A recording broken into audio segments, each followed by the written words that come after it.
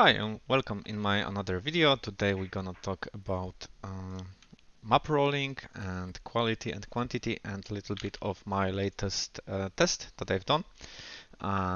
This was basically running the, let's say, the most efficient ravaged strategy this league while rolling the map a little bit higher. So this strategy, double black oil, double silver oil, double opal oil, and of course triple teal oil, was rolled to above 40%, right?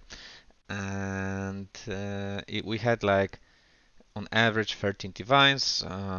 This is, I mean, the same price, the same cost of divine. This hasn't changed, and let's say this is more important, like the drop for the top currency. And the reason why I did this test with higher rolled maps is because I've got like on average 3 divines and 2.2 exalted orbs per 10 maps, while when running the same strategy but corrupted, this went down a lot. And I was thinking, okay, when we corrupt the map, it either goes from 25% rarity up to 72, I believe, or 73. That was the highest number I've ever seen on 8 map mod. So yeah, we cannot change this after we val orb the map, right? So first you put oils, then you val orb, and you get what you get. So overall, this strategy is better and it gets more loot. However, it drops less raw divines and exalted orbs for some reason. And the major point behind testing the impact of rarity and divine drop was to me to understand, okay, what's better. Maybe if we high roll the maps, we can somehow force this drop number to, I don't know, 4 per 10 maps or something. But yeah, let's see the results. Actually, it's something closer to what I believed is, let's say, for this strategy, which is 2.5. So I believe for when you juice it like that, you should get on average 2.5 divine and exalted orb, which means 5 of both per 10 maps. And I believe this is confirmed now by 2.6 and 2.4. That makes sense, right? Here we had like this one lucky run. It was crazy. And I believe this is what makes this strategy, let's say, a little bit better than what you should expect and what you should get on, let's say, in more runs, right? But it can happen. So yeah, I didn't have any reason to not write down what I actually got. And this is what it is, right? It was lucky, one lucky run. This number got a little bit higher, running the same strategy but with higher quality and running 50 maps again. I can confirm it's around 2.5, right? That's the big lesson we learned with this run. And overall, this costs a little bit more because you need to spend way more alchemy orbs and orb of scour, and those are expensive, right? So orb of scouring are now like 0.4 44. Yeah, at this price I'm not able to sell them. Probably I should go for like 50 chaos per for 4 stacks, right? Always sell them like in per 60 or per 120 or per 240, so it's much faster to sell. But anyway, let's simulate how I juice those maps. Of course, I was juicing like 10 at once, so which makes it faster. But I was rolling them up to 48%, which is actually 6 mods, right? So this has 6 mods as well, but apparently not every mod is, let's say, equal, right? So there are some mods that are harder, they give you more percentage, and the only reason that I'm referring to rarity rather than quantity, which is actually what's important in here, is because I don't know, it's just easier to me, right? So yeah, this is the minimum I rolled, right? So you will see if you would like to copy this strat, I will give you a few tips, right? So first of all, you will have to do the maps with the increased movement speed. Monster's speed cannot be reduced under base value. Sometimes one of the reflects. So my build is, let's say, weak against elemental reflect, but I can do the physical reflect, and that mod is also, let's say, pretty valued. But yeah, be prepared to run hard maps, right? And with my current version of build, it's pretty easy. I could run all of them if it just was not for the reflex. When I got like this mod, players cannot I think it's regenerate mana or recover mana. I can't remember this, but there is this one mod which makes the energy shield and mana not regenerating.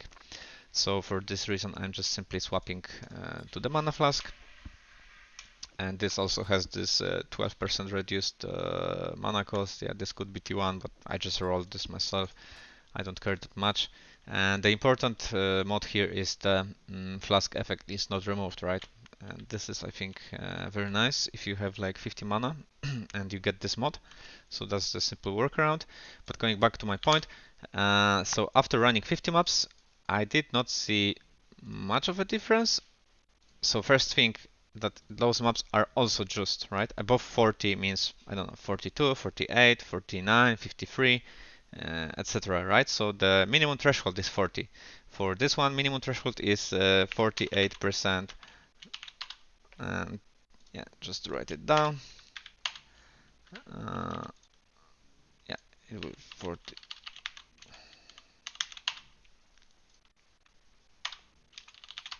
So this is the threshold, and we didn't get anything from it, in my opinion, in the long run. We get the same drop, we get the same loot, same amount of divines on average. Maybe on let's say the minimum loot is higher, so it's this was unlucky run. Maybe if this was, I don't know, better, but we also dropped like 2 divines, which is okay. If this was a little bit better and this was a little bit worse, maybe we could see some difference. But the time that you need to spend rolling, actually rolling those maps to 48, this was lucky, right? If I show you like how many tries you need to hit it, it's crazy, and I don't think it's worth it. What I would do if I was like doing all the mods and I did not have to reroll high rolled maps, I would maybe go up from 40% to 45. Yeah, you see, don't hit it at all. We are not even hitting 40. Uh, what I did even is like slamming X on my map just to see if I can get crazy numbers. And I could get like 58, 59, but you know, uh, I didn't even check. But losing 20C for like little bit of rarity is not worth it. So never slam exalted orbs, right? So this is 40, right? We would be done with my, let's say, normal juicing. But if you know, I don't know, you want to get some higher maps, higher increased rarity and quantity, which translates into in theory more loot, but in reality not really. I would go for 44, 45 as minimum, right? So this would be okay.